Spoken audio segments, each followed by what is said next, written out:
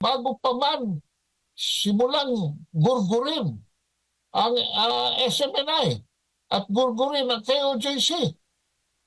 May programa na mismo si Pastor Kibuloy. Ako ay hindi member ng KOJC. Pero nire-recommenda ko si Pastor Kibuloy. Mag-partner dapat sila ni Rodante Marcoleta para puksain ang korupsyon sa gobyerno natin sa pamamagitan ng kanilang legislative powers. Ako'y nagtataka sa sambayanan.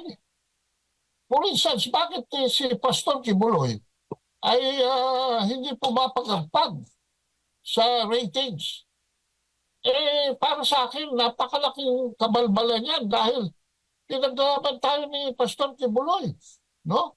Pinaglaban tayo ni Pastor Kibuloy bago pa man simulang gurgurin ang SMNI at gurgurin ang KOJC.